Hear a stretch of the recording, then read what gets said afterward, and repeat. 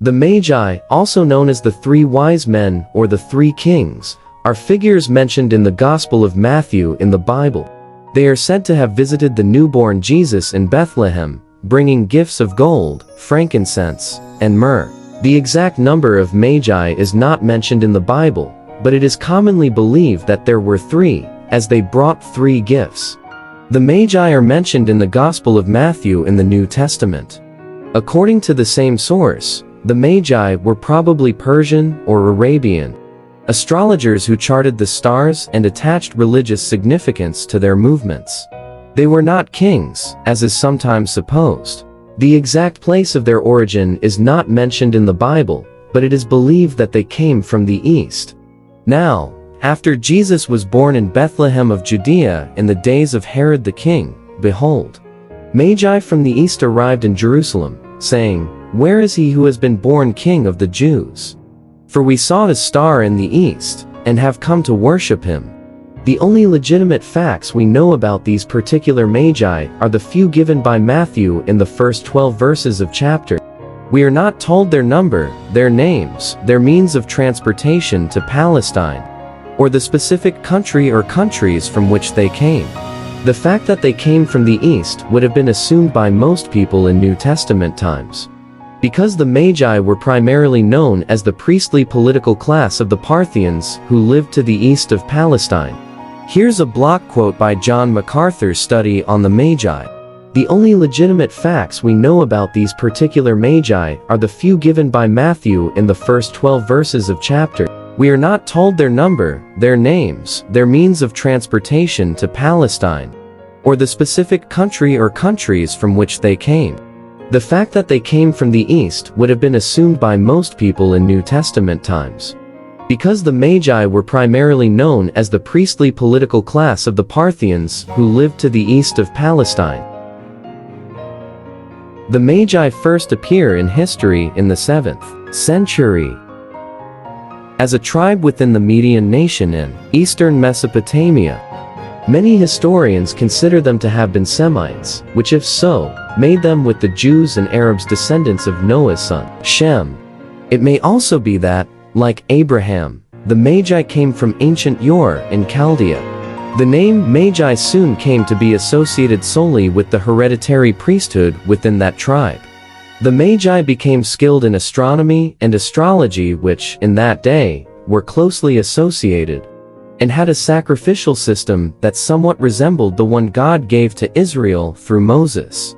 They were involved in various occult practices, including sorcery, and were especially noted for their ability to interpret dreams.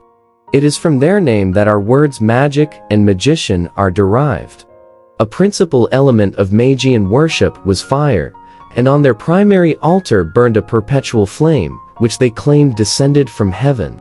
The Magi were monotheistic, believing in the existence of only one God. Because of their monotheism, it was easy for the Magi to adapt to the teaching of the 6th century Persian religious leader named Zoroaster, who believed in a single God, Ahura Mazda, and a cosmic struggle between good and evil. Darius the Great established Zoroastrianism as the state religion of Persia. Because of their combined knowledge of science, agriculture, mathematics, history, and the occult, their religious and political influence continued to grow until they became the most prominent and powerful group of advisors in the Medo-Persian and subsequently the Babylonian Empire. It is not strange, therefore, that they often were referred to as wise men. According to the Book of Daniel, the Magi were among the highest-ranking officials in Babylon. Daniel was appointed as ruler over the whole province of Babylon and chief prefect over all the wise men of Babylon, because he was able to interpret Nebuchadnezzar's dream, which none of the other court seers could do. Daniel was highly regarded among the Magi because of his great wisdom, and because he had successfully pleaded for the lives of the wise men who had failed to interpret the king's dream. The plot against Daniel that caused him to be thrown into the lion's den was fomented by the jealous satraps and the other commissioners, not the Magi. It is likely that the Magi learned much from Daniel about the one true God, the God of Israel, and about his will and plans for his people through the coming glorious king. Jewish messianic influence remained strong in Babylon even until New Testament times, because many Jews remained in Babylon after the exile and intermarried with the people of the East. The three gifts had a spiritual meaning: gold as a symbol of kingship on earth, frankincense and incense as a symbol of deity, and myrrh and embalming oil as a symbol of death. It is interesting to note that the shepherds and the Magi represent two different groups of people who were invited to witness the birth of Jesus. The shepherds were poor and humble, while the Magi were wealthy and learned.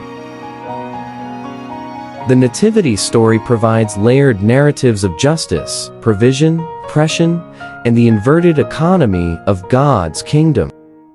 It is of great significance that both poor shepherds and rich Magi were invited into the story of Jesus' birth. It is important that God orchestrated it that way, and that God's people chose to record and remember.